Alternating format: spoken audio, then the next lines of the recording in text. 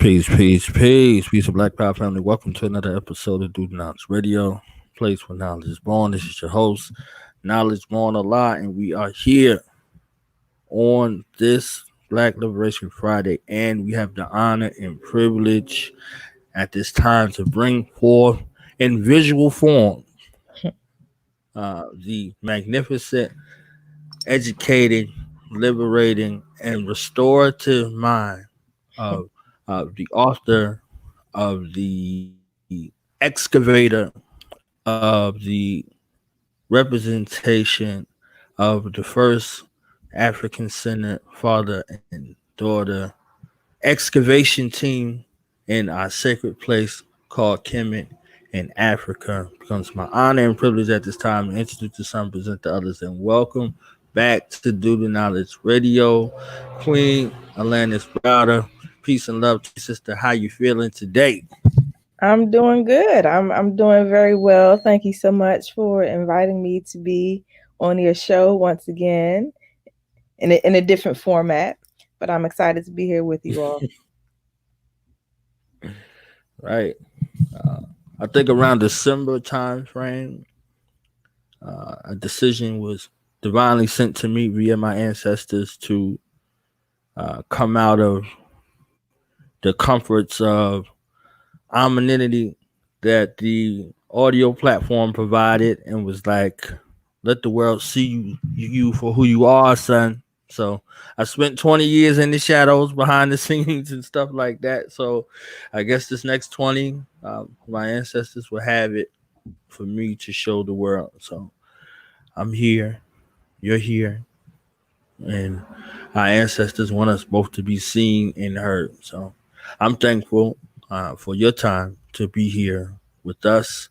And it's kind of like full circle. The book that you wrote as a child has grown and you have grown with it. So this revisit kind of situation here with this release on your reflection. So how are you feeling about this particular project, and what has it been like for you thus far, out pushing the book amongst everything else that you're doing? Well, I'm very pleased that we have been able to complete this project. We've been wanting to update my very first book for some time. So this first trip took place over 31 years ago. And I was 8 years old actually 7 years old when I made my first trip, and then 8 years old when I wrote this book right here, which is called my first trip to Africa.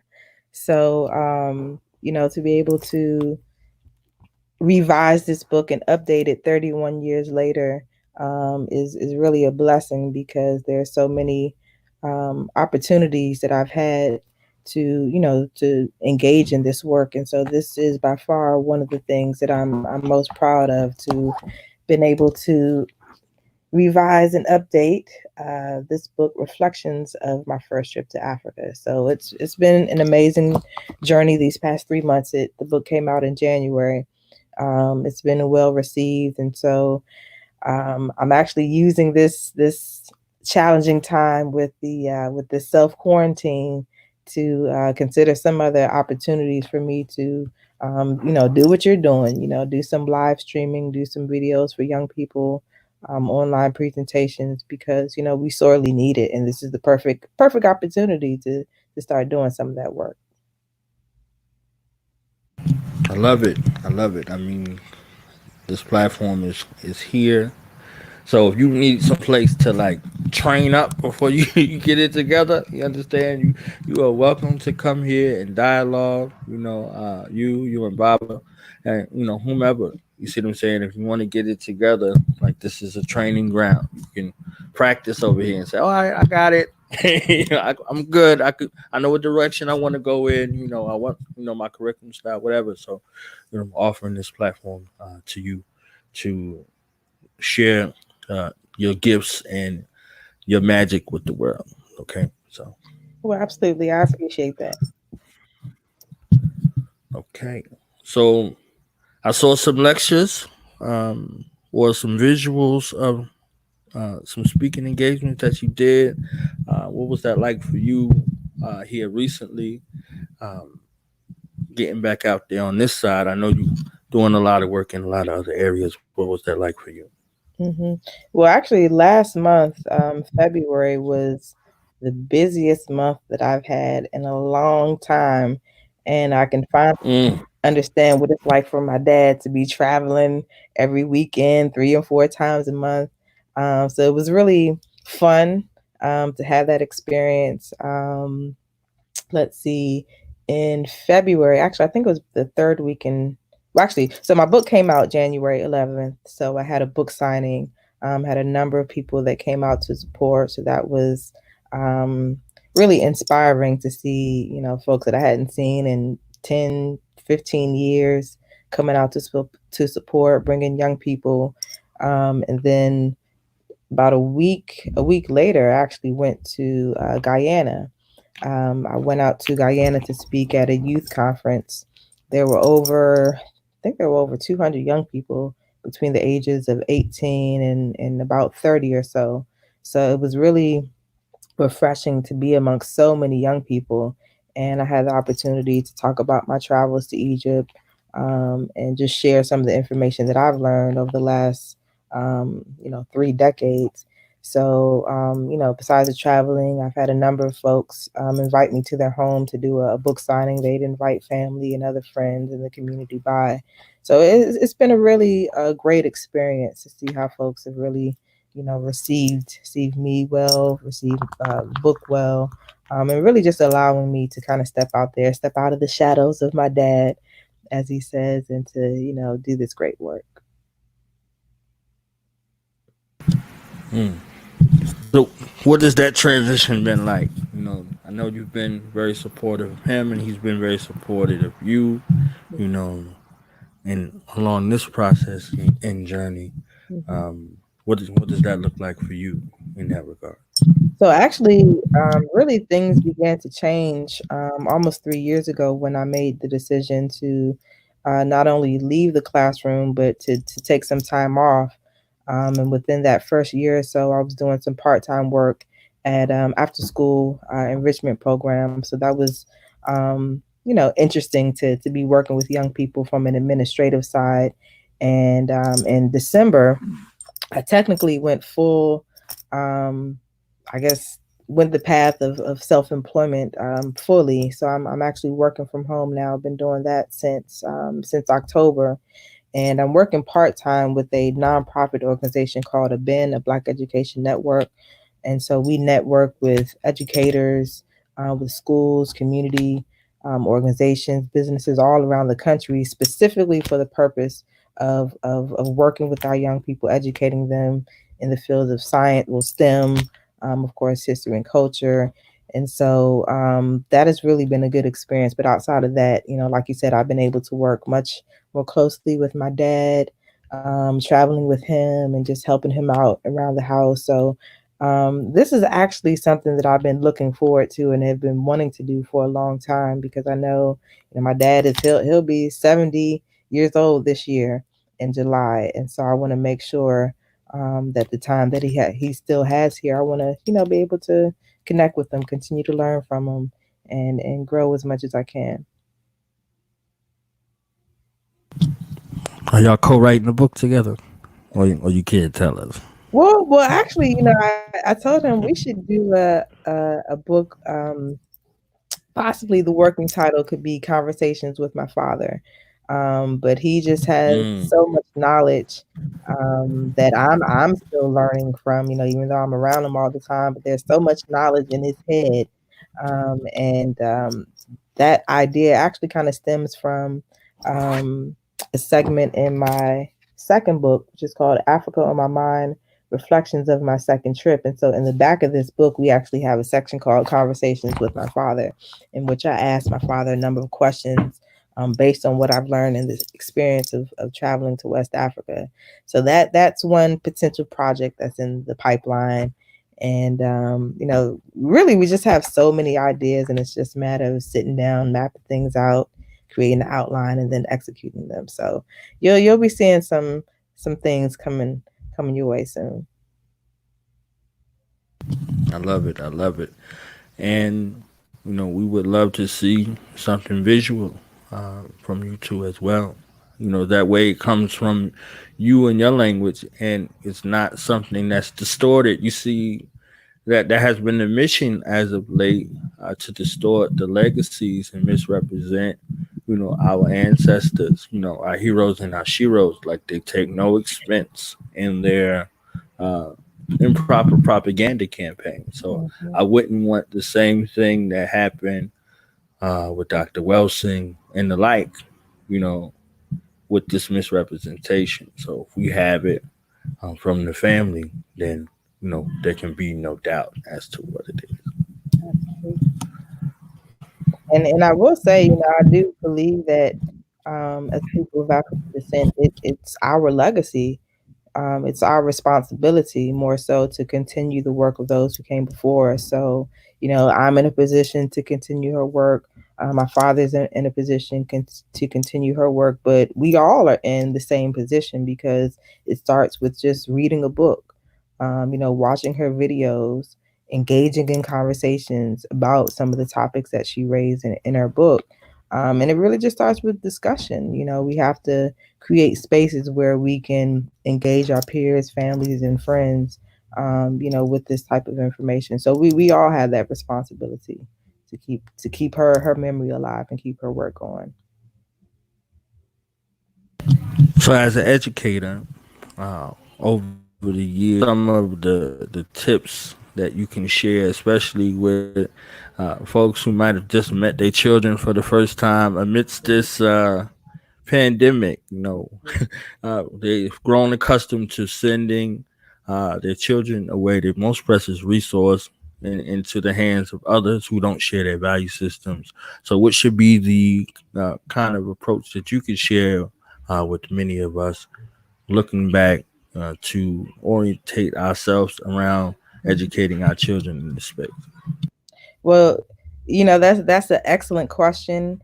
And just within the last 2 weeks, I've seen so many uh, contrasting comments from parents, from teachers about what this experience has been like.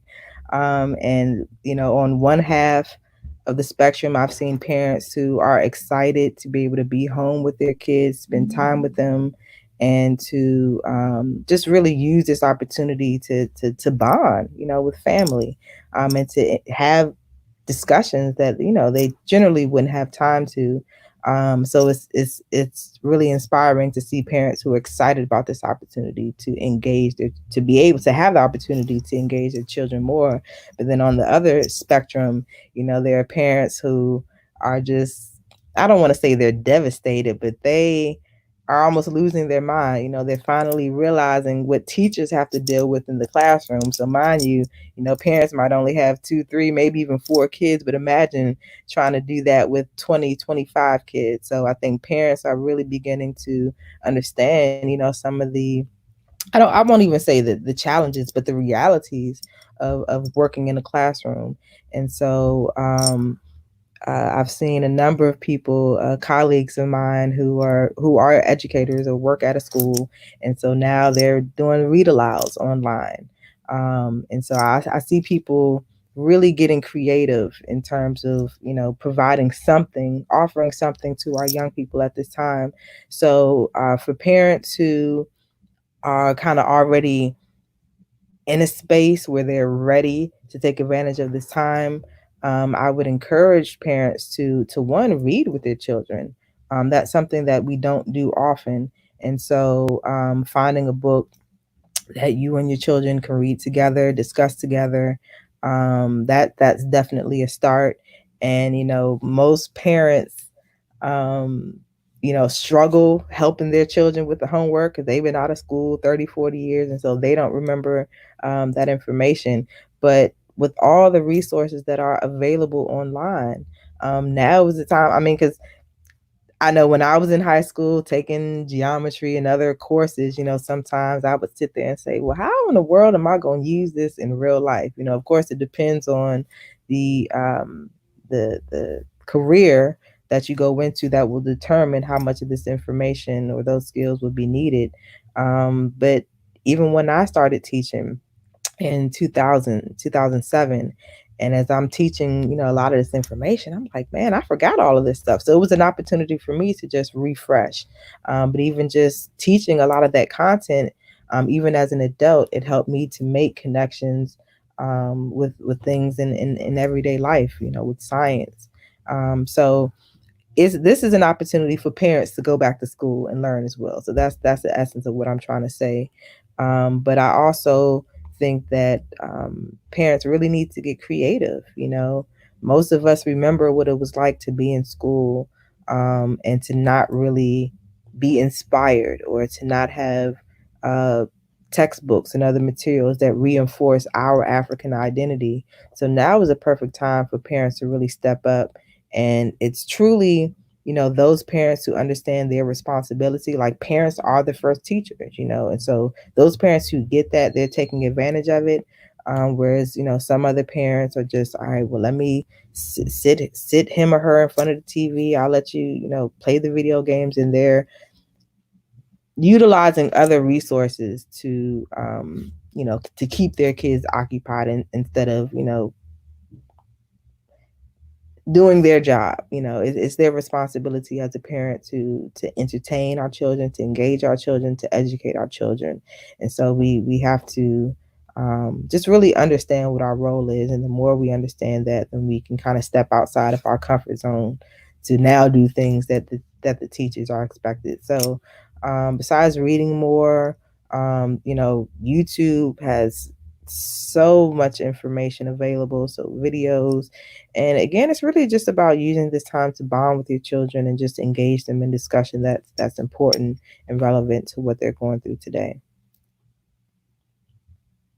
Their family story, their life story, their birth story. You'd be Mm-hmm. surprised. I mean, how many of the children don't know their birth story? They don't know, what that day was like for their parents. You see what I'm saying? Like, share that birth story. You see what I'm saying? Like, let them know where their name comes from. Tell them about their family history. Like, engage them, listen to them, give them moments where you like, hey, what's going on with you? You see what I'm saying? Like, parent child conference. You understand? You go to the parent teacher conference and you're like, oh, I'm just learning this about my child. Like, they're Mm-hmm. home with you. Learn their learning style.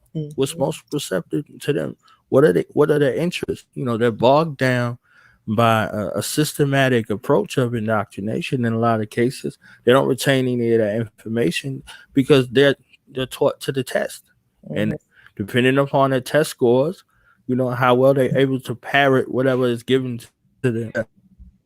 Natural intellectual genius. You see what I'm saying? Looking at them to see their areas of emphasis and how this emphasis connect with their mission. They have a mission ancestrally. What is that? Do you know what that is? And can you, use whatever tools or mechanisms that are around you that support and fortify them on the path to their mission?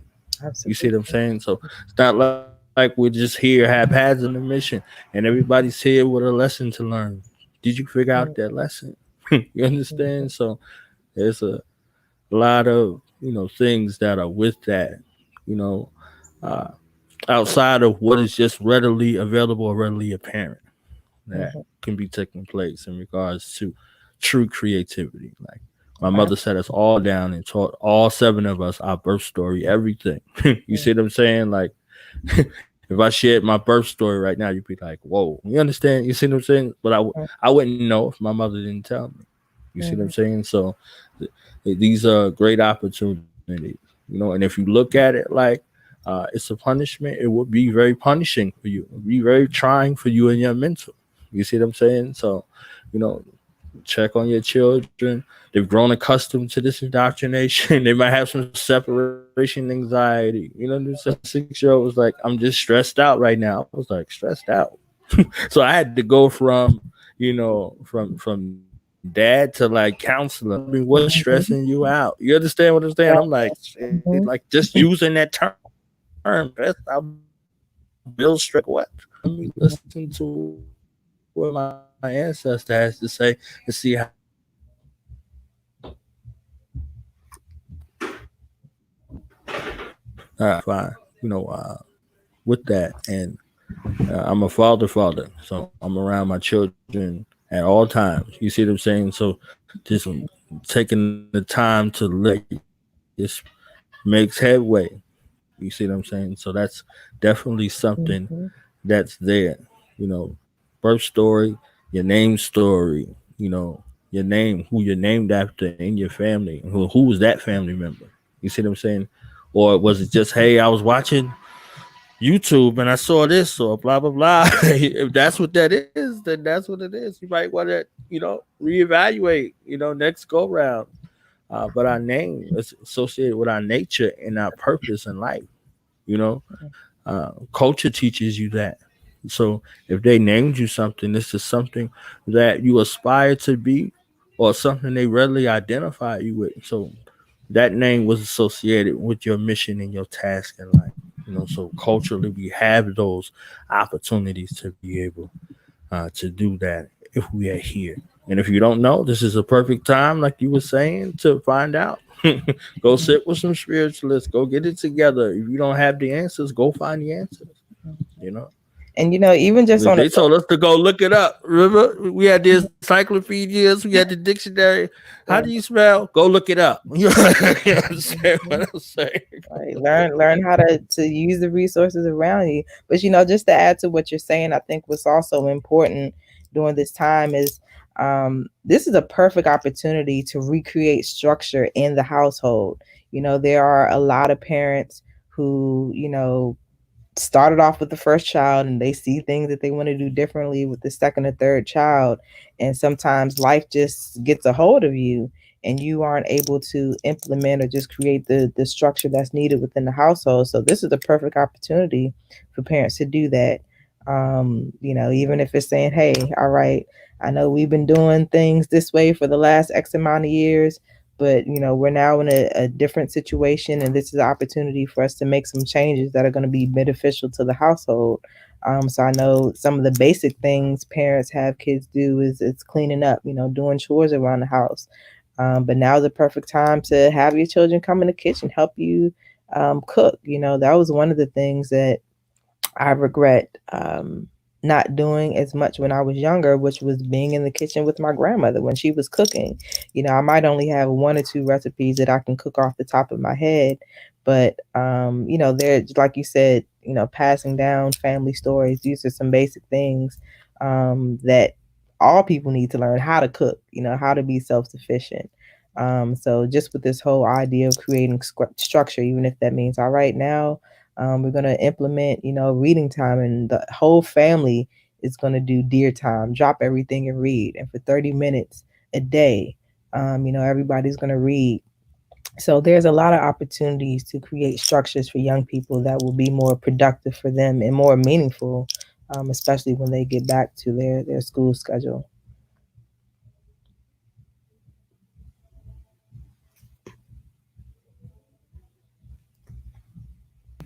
Yeah, the goal is for the children to be like, "Hey, I'm good. Can we not do this? Can we figure out some way to do this at home?" Or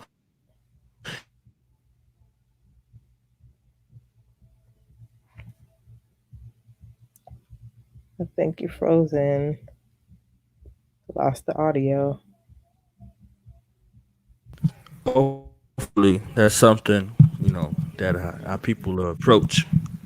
I don't know. It was like a delay. I had broke up over here. I don't know if you heard what I said. No, actually, I didn't hear what you said. What you said? Can you repeat that? I was saying, like, hopefully the goal in the family is that the family works out a way for their children not to return to public school. That they look at some options that approach their learning style from a cultural perspective. From an African centered perspective, and some things are built in a communal fashion to where they have physical engagement that engages them in a manner that is, succinct to who they are and where they're going in the real sense.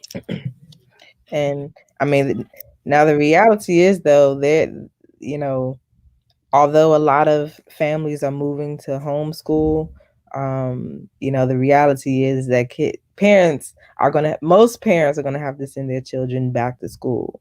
Um, and I think, because our tax dollars, pay for education, it only makes sense that this is an opportunity for us as parents, as adults, to step up and go into the school systems and hold the teachers, hold the administrators accountable with regards to, the type of resources they're using, or the type of activities, culturally relevant activities.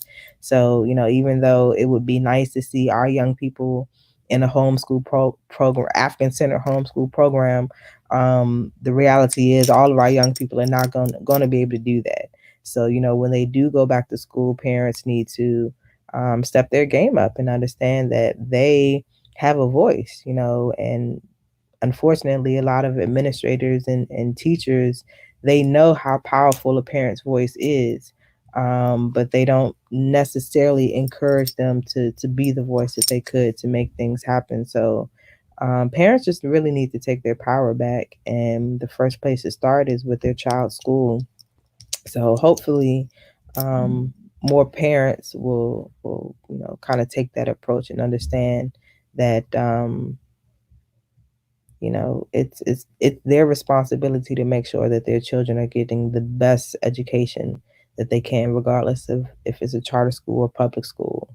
And once families garner together to implement a certain or attain a certain goal, there's powers in numbers, and so all it takes is one person to take action. So hopefully, these are conversations that we can start having, while these young people are out advocating, encouraging parents teaching parents, actually, because some parents don't even know how to advocate for their children. So teaching parents how to advocate for their children and to be involved within, the education process.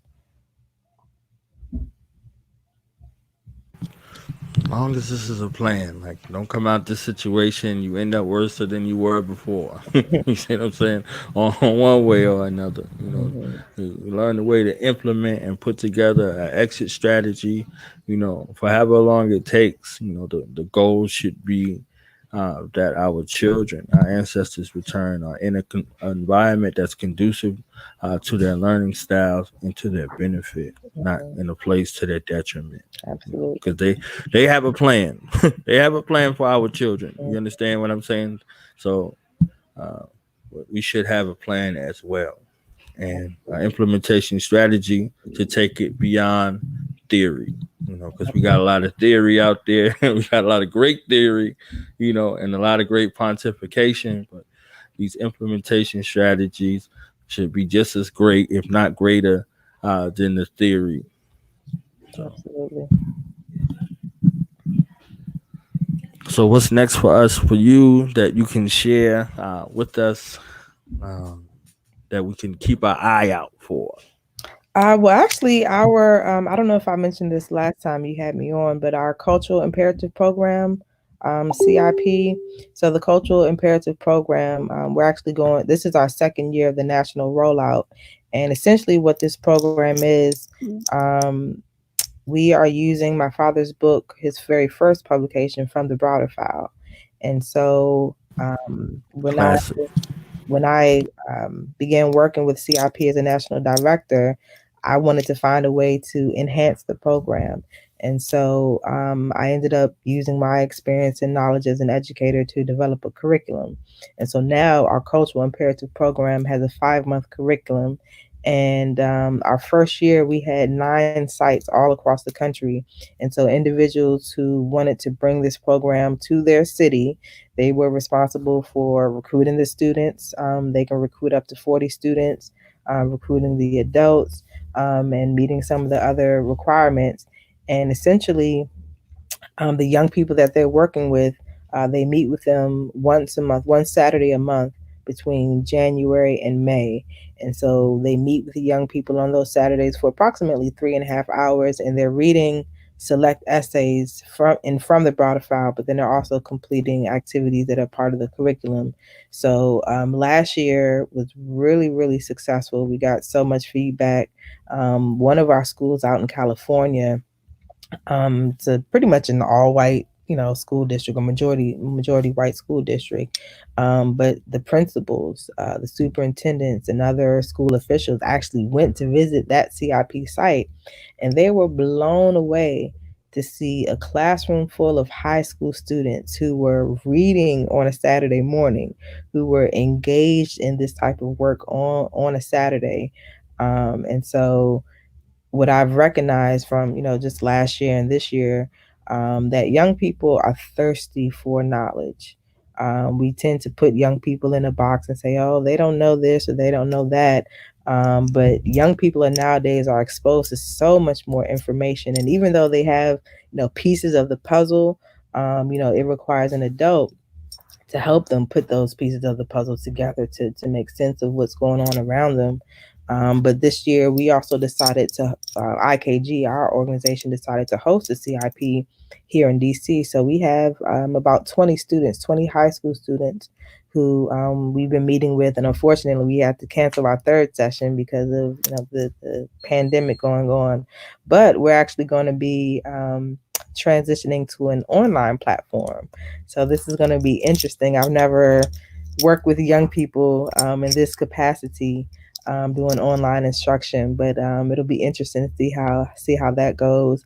And we have 3 sessions remaining. So depending on how things go with this pandemic, we probably will do the remainder of our sessions online.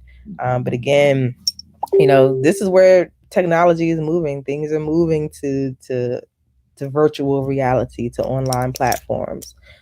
So this will be a nice opportunity for me to see how it goes and see how the young people respond. So for CIP, if anybody lives in a city or lives in an area where they recognize that it's a cultural desert, there aren't activities or cultural programs for young people, this is a perfect program that can technically go on for up to 4 years. And anybody who's interested can check out our website to get more information. And we're probably going to have to postpone, because normally this is around the time that we start preparing to receive applications for the 2021 season.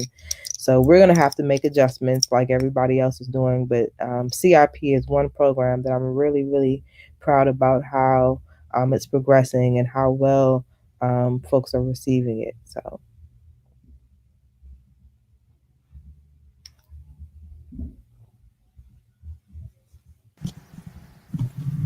All right, before we get out of here, because I don't want to take up too much more of your time, I'm thankful for the time and for the jewels that you shared here. I want to go to the website so the people that are watching and the people that will watch will know how to get your book and participate in some of the things that you have coming up. So let me just share this here.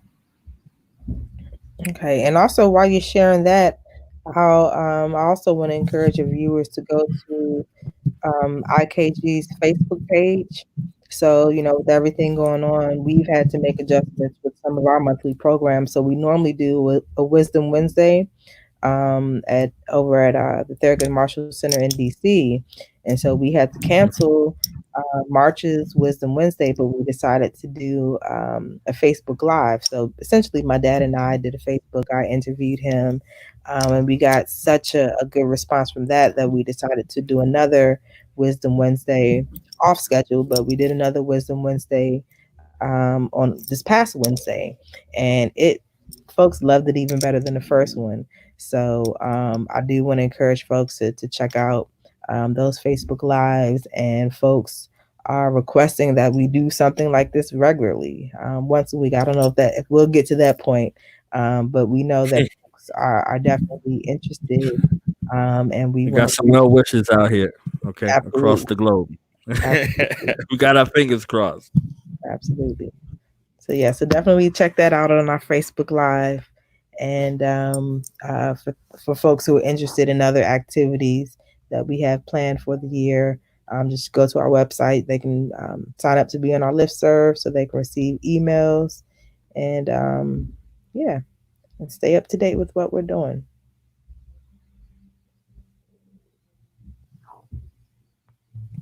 So I guess while I'm clicking around, how has this impacted your excavation goals in regards to the work that y'all are doing in Kemet? Can you give us like a little update on what's going on as far as that is concerned?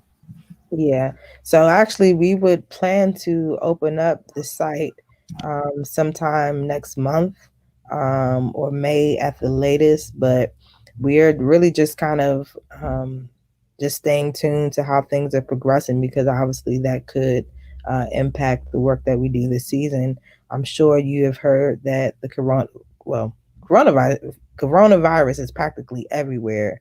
But we did find out that it is in Egypt, and so, we know that Egypt is doing what they can to try to minimize um, how this virus is spread. But we just have to keep a watchful eye because it is a possibility that if things get worse, that we may have to cancel our study tour to Egypt.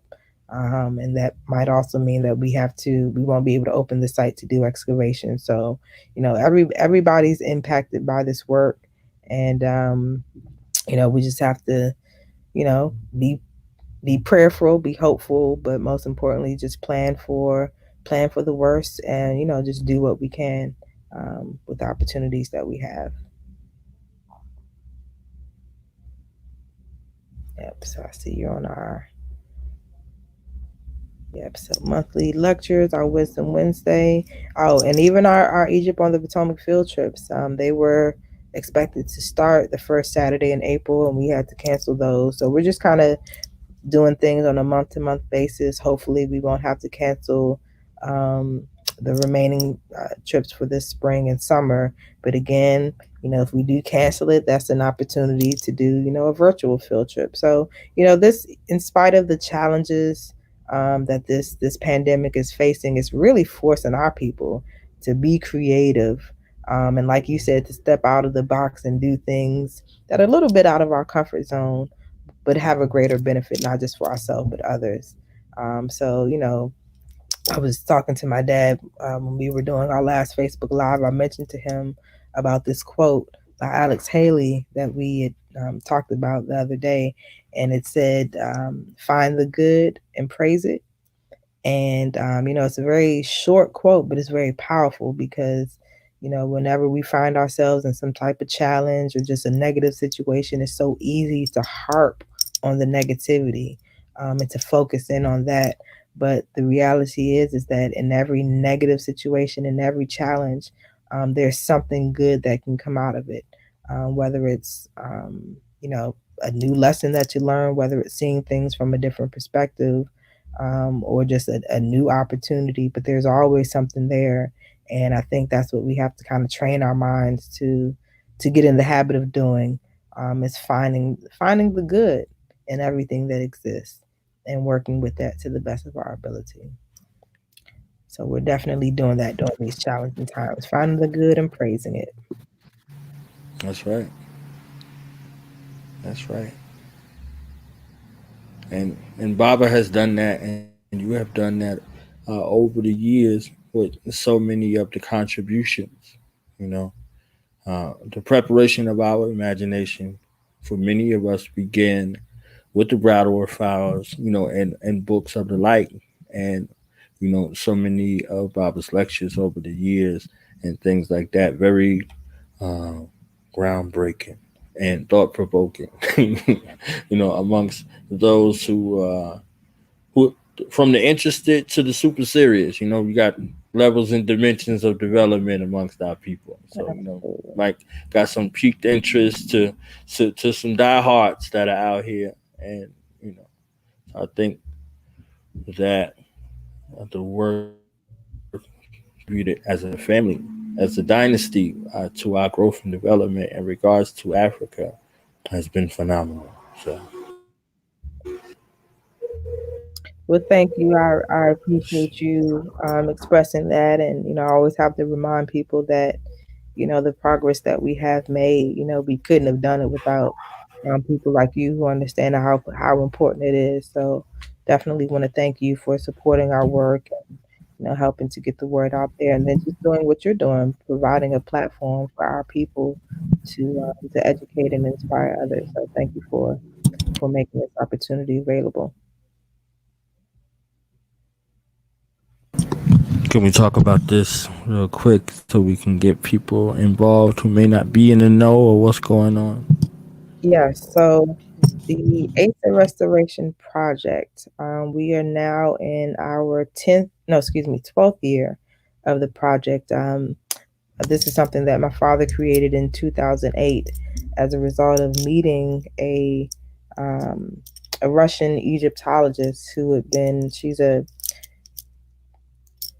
had been working to discover and begin the excavation of a 25th dynasty Kushite tomb.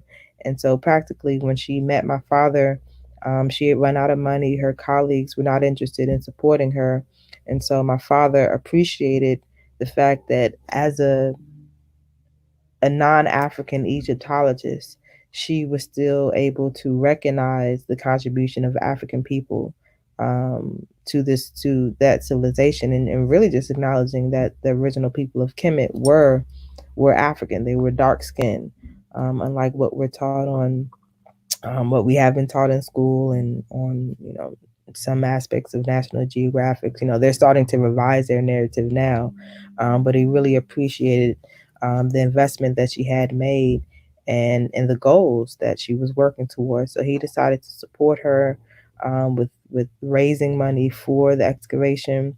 And so in 2008, he created the ASA Restoration Project, which was named.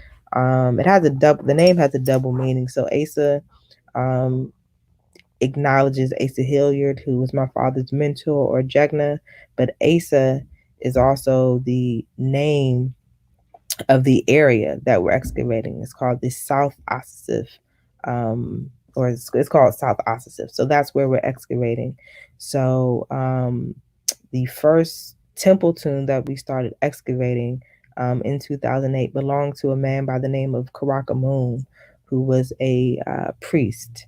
And essentially, the past, it's taken us took us about 10 years. We were able to completely excavate Karakamoon's temple tomb. And so now we're in the process of restoring it and conserving it so that we can open this site to the public.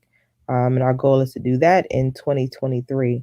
So for the past 12 years, not only have we been excavating, but we've also been creating opportunities for individuals to come and travel to Egypt with us and get their hands dirty and be a part of making history.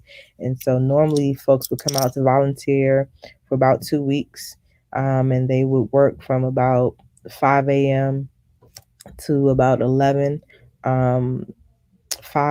6 days a week. Fridays are like their weekend. But we're doing this work because we are in a position to help um, reshape the narrative, our narrative, but it's also an opportunity for many more of our people to be a part of this. So I'm very grateful for my father having invested time and energy into this project. And I wouldn't have been able to predict 10 years ago the progress that we've made. So one of the beautiful things about this project is that at the end of every season, my father always does a presentation to show people how their funds have contributed to the work that we're doing. So I encourage people to go to our website, go to this page that you're on, so they can see some of the progress that we've made. And if they are interested in donating to the project, they can do a one-time donation, or they can set it up so that they can deduct monthly or contribute monthly. So there's options with that. There should be on our website a tool list, so that they can see the specific materials and tools that we need to make this work possible. So there's a lot of ways that people can support. So if folks have more questions after visiting our website, definitely send us an email and reach out to us and let us know how you want to support this great work.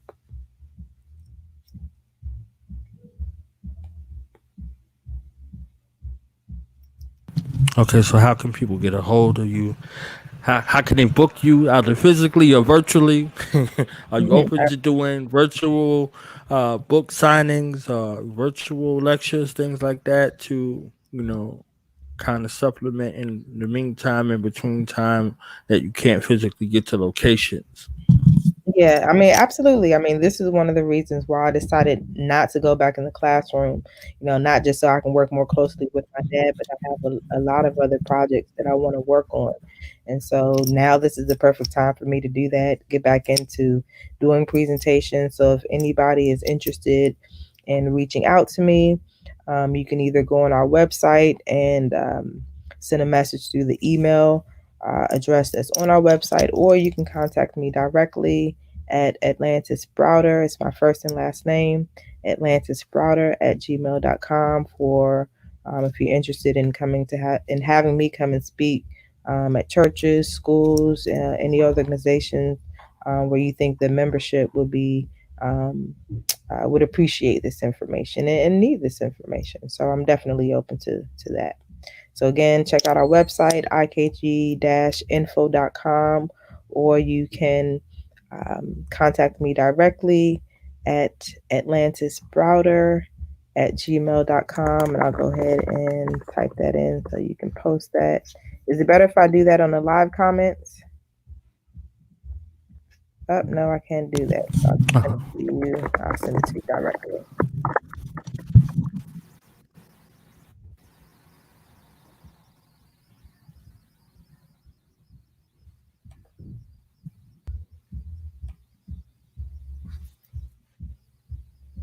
So again, all I of make my sure I keep my sister book. Okay, she's open, so get it while the availability is open, because otherwise, my my granddaddy said, get it while the getting is good. That's what he always told us. Absolutely. Get it while the getting is good. Put that up there. So, final thoughts, acknowledgments, shout outs, anything you want to draw our attention to before we close. Again, we thank you for your time. So, hopefully, one of those Wisdom Wednesdays, saying hint, hint, you know, we could host one over here. You understand what I'm saying? So, We'll definitely, keep us in mind, please.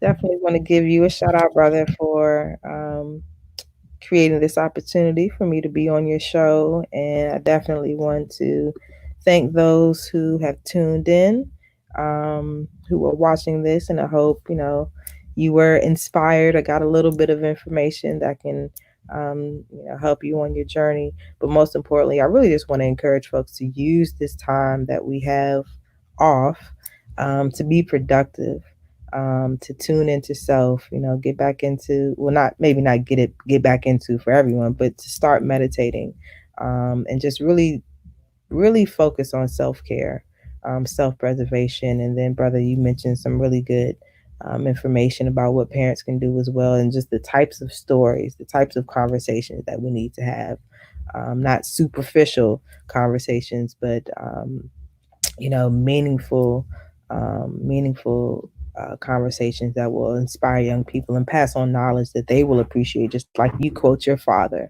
or you quote other individuals in your family who have inspired you. These are the opportunities that matter. So I just want to encourage folks to take advantage of this time. Before you know it, this will be a distant memory. So you don't want to have any regrets about what you coulda, shoulda, woulda. So this is also a time for us to really just tune into our humanity. Normally, in times like this, people go crazy and just kind of become more individualistic than they were beforehand.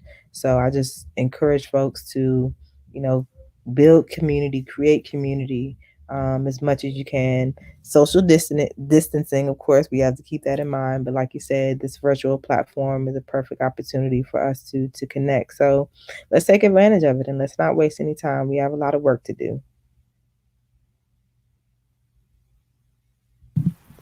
Thank you, Beloved Queen, for your time, your energy, your jewels, your candor. You understand what I'm saying? And looking forward to working with you in the future. All right. Well, thanks for having me on the show. I appreciate you. You keep up the great work. All right. I shall. So peace and love, everybody. We out of here. Catch us live at 5. We'll be back in 2 hours. All right. Take care. All right. Peace.